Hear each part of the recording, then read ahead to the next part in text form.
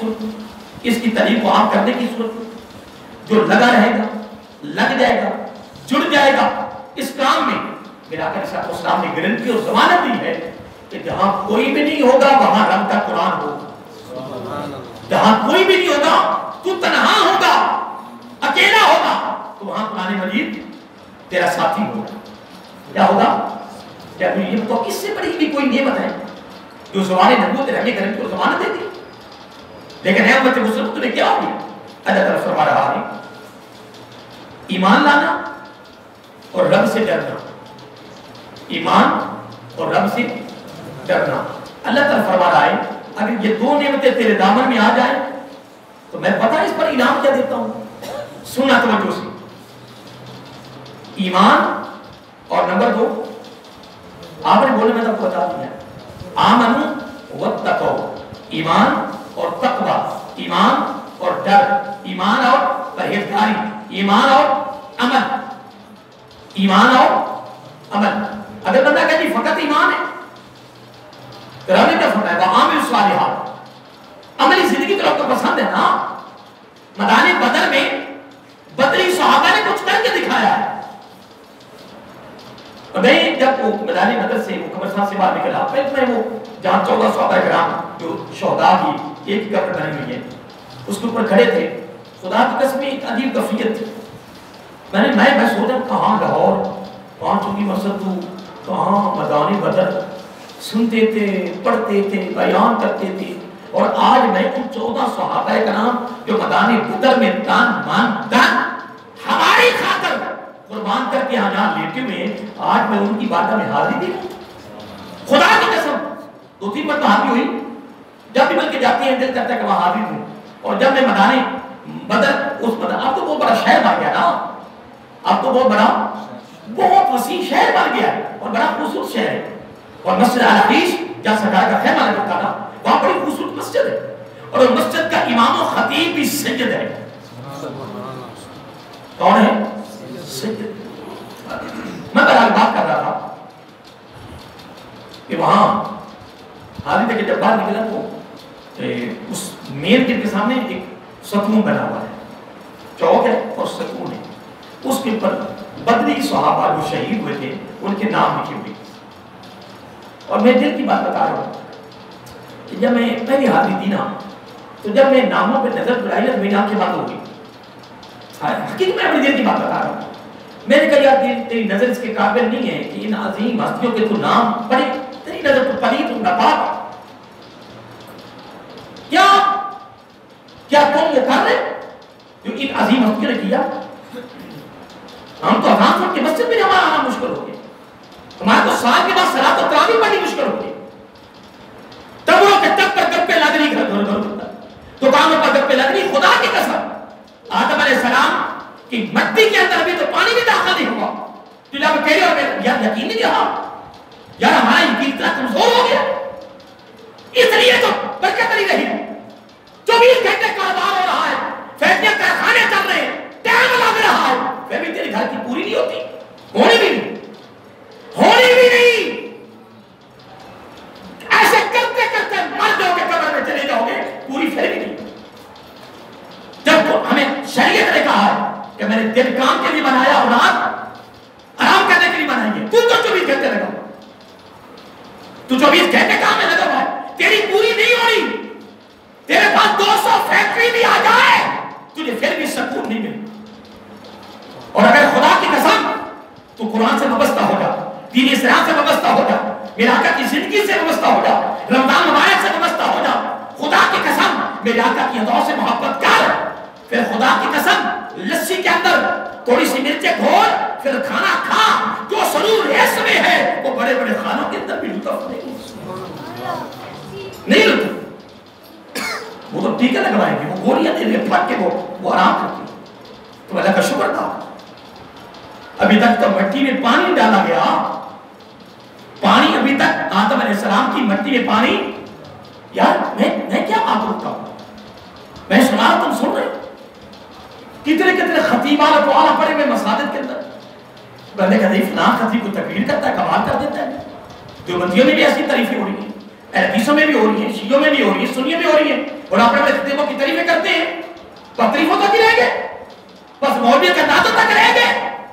چھوڑ ان اندازوں کو یار، اپنی زندگی کو عمل بنا، عملی زندگی کے میدان میں اتر۔ تو نے قبر میں جانا ہے تو چادر میں لپٹ کر تو نے رب کے دربار میں جانا ہے، اور رب کا بھی چیلنج ہے، میرے بندے آج تو میرے نہیں نہ مان رہا، ایک بات کا مجھے ضرور جواب دے، اور میں میرا چاہتا ہوں کہ تو نے مرنے کے بعد آنا کس کے بعد؟ اگر تو مرنے کے بعد میرے پاس آنا ہے تو پھر کہاں جائے؟ وہاں سے بھاگ کر کہاں جائے؟ خدا کی قسم 14 صحابہ کرام کے نام، اور میں وہاں کھڑا رہا، پتہ نہیں کتنی دیر کھڑا رہا، بس ایک ہی جملہ تھا، قربان جاؤں صحابہ، مر تو ہم نے بھی جانا ہے۔ اور آپ کے ساتھ جو ساتھی تھی 313 14 شہیدوں کے باقی کتنے رہ گئے؟ 299 رہ گئے، ٹھیک ہے، ایک کم 300، ایک کم اتنے رہ گئے۔ وہ صحابہ رہے، وہ صحابہ ابھی ہیں، وہ بھی چلے گئے، تابعین چلے گئے، تبع بھی چلے گئے، 14 صدیاں بیت گئی نا، ہم نے بھی چلے جانا ہے۔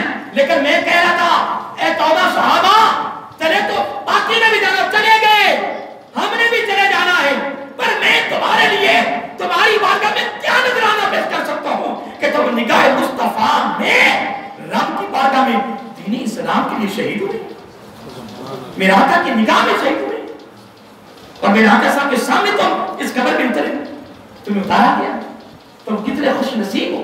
اور غزوہ احد میں یہی معاملہ ہوا تھا، غزوہ احد میں یہی معاملہ ہوا تھا کہ جب افواہ پھیلی، کیا افواہ پھیلی کہ نبی علیہ السلام کو شہید کر دیا گیا، تو صحابہ کرام کے 2 گروہ ہو گئے، بڑا جملہ سننے والا ہے، کتنے ہو گئے؟ 2 گروہ ہو گئے، کتنے گروہ؟ 2۔ ایک نے کہا اگر آقا نہیں رہے تو ہم نے رہ کر کیا کرنا ہے؟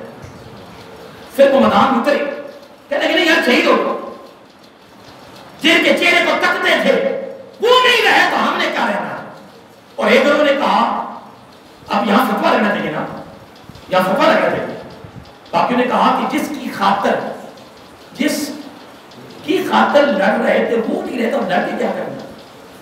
دونوں کی محبت تھی، دونوں کے موقف درست ہے، یہ نہ کہو کہ وہ خط محبت نہیں، دونوں کے موقف درست ہے، دونوں کے محبت پر مبنی ہے، کس پر؟ محبت پر مبنی ہے۔ تو یہ محترم ٹائم ہو چکا ہے، میں کچھ کر بھی نہیں سکا، بس حاضری لگوانی تھی مدار بدر کے لیے، میں تو کچھ تقریر نہ بھی کرتا رہا تو یہی کہتا جاتا۔ آج 17 رمضان شریف ہے جی، میدان بدر کے صحابہ نے بڑی قربانی دی ہے، ان کی بڑی فضیلت ہے، بڑا مقام ہے۔ اگر میں پوری تقریر میں یہی کہتا جاتا نا تو ان کی یاد منانے جانی تھی، رسول برکت کریے تمہاری میری حاضری لگ جانی تھی، الحمدللہ ہماری مقصد کا ذریعہ بن جاتا ہے۔ اللہ تعالیٰ فرما رہا ہے، بس آخری جملے ہیں پھر کیا آپ سے اجازت ہے، اللہ تعالیٰ فرما رہا ہے کہ اگر ایمان میں بھی تو پختہ ہو، ڈر میں تقوی میں بھی پختہ ہو جاؤ، پھر پتہ میں کیا کرتا ہوں؟ بولا کیا؟ فرما لفتحنا، پھر میں کھول دیتا ہوں، پھر میں اے امت مسلمہ آج یہ تیرے قرآن ہے،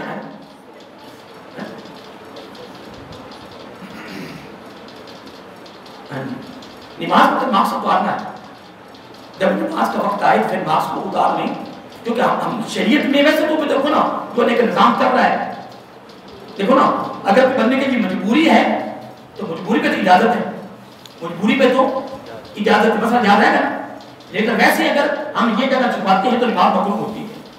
مثلا دیکھیں یہ ہم سردیوں میں اکثر اوپر چادر لیتے ہیں، کیا لیتے ہیں؟ یہ چادر لیتے ہیں تو کی لوگ اس طرح نماز پڑھتے ہیں، ایسا کی لوگ اس طرح نماز ہو جائے گی لیکن مکروہ ہو جائے گی، مکمل چہرے کا ایسے کرنا، اور پھر پیشانی، اگر پیشانی اوپر پگڑی آ گئی، ٹوپی آ گئی، رومال آ گیا، ایسے سجدہ کیا تو نماز ویسے نہیں ہوگی، نماز باطل ہو جائے گی۔ نماز کو توڑنے والی 28 چیزیں ہیں، جس میں پیشانی کا چھپ جانا نماز ہونی نہیں ہے، پیشانی کا ننگا کر کے پھر سجدہ کرنا پھر نماز ہو، ٹھیک ہے نا؟ یاد رہے گا تمہارا؟ میں وہ ایک قرآن کی بات کر رہا تھا تو میں فرقہ فرقی چلا گیا۔ اللہ تعالیٰ فرما رہا ہے کہ اگر تم ایمان اور تقوی میں پختہ ہو گئے تو میں پتہ تمہیں کیا انعام دوں گا؟ فرمایا کیا؟ عرض کیا مولا کیا؟ فرمایا فتحنا علیہم برکات من السماء والارض پھر تمہیں مانگنے کی ضرورت نہیں پڑے گی، زمینوں کے آسمان کے برکت کے دروازے کھول دو۔ اس کی تشریف میں کبھی کروں گا انشاءاللہ۔ بس ایک حدیث آپ کو کوٹ، تو مجھے موجود ہے کافی پڑھ جا گیا، ایک حدیث کوٹ کرنا چاہتا ہوں، بڑی خوبصورت ہے۔ لائق بڑا کچھ تھا لیکن بڑا کچھ کر نہ سکا۔ حضرت علی اس کے راوی ہیں، حضرت علی اس کے راوی ہیں، یہ میدان بدر کے صحابہ کی فضیلت ایک میں رسول بدر کے لیے آپ کو حدیث سنا رہا ہوں۔ قال قال النبي صلى الله عليه وسلم بدر فلعل الله تعالى الى اهل بدر فقال اعملوا ما شئتم فقد وجبت لكم الجنه او فقد غفرت لكم۔ مختصر بڑی طویل حدیث ہے جو حدیث سے راوی ہے، جلدی بتا کہ آقا صلی اللہ علیہ وسلم نے فرمایا کہ اللہ تعالیٰ نے نظر ڈالی میدان بدر کے صحابہ پر۔ یہ جملہ بڑا سننے والا ہے، میدان بدر کے بدری صحابہ پر کس نظر ڈالی؟ بولو اللہ تعالیٰ نے جب نظر ڈالی نا الى اہل بدر، قربان جائیں، فقال فرمایا کیا؟ اعملوا ما شئتم، اے میرے محبوب صلی اللہ علیہ وسلم آج کے بعد بدری صحابہ جو جی چاہے کریں۔ اعملوا ما شئتم، آج کے بعد موت تک کچھ بھی نہ کریں، سب کچھ چھوڑ کے بیٹھ جائیں، پر ان کی میدان بدر کی قربانی مجھے اتنی پسند آ گئی ہے۔ اعملوا ما شئتم، جو جی چاہے کریں، فقد وجبت لکم الجنہ، میں نے جنت ان پر واجب کر دی۔ یہ جنتی ہیں میدان بدر کے، اور فرمایا او فقد غفرت لکم، میں نے ان کو بخشش کا سرٹیفکیٹ دے دیا ہے۔ اس لیے محترم انشاءاللہ دربار آقا صفی بات کی جامع مسجد میں صلاۃ التراویح کے بعد بھی میں نے صاحب کو کہہ دیا ہے کہ آپ نے صلاۃ التراویح کے بعد تھوڑی دیر کے لیے میدان بدر کے صحابہ کرام کی یاد میں بیٹھنا ہے، اور آپ نے بھی کوشش کرنے کا اگر یہاں نہ بیٹھ سکے تو جہاں بھی صلاۃ التراویح میں گھر میں آ کرنا، گھر والوں کو 5 منٹ کے لیے بس آپ نے سارے کٹھے ہو جاؤ، کٹھے بیٹھ کے صرف اتنا کہنا جی میدان بدر کے صحابہ کمال تھے، اعلیٰ تھے، عظیم تھے، بڑے کمال تھے، بس 2-4 باتیں کرنی ہے، اس کے بعد دعا کرنی ہے، یوں سمجھو کہ تم نے میدان بدر کے صحابہ کی یاد منا لی۔ اس لیے محترم اللہ تعالیٰ کی بات میں یہ دعا ہے، اللہ تعالیٰ یہ سب انشاءاللہ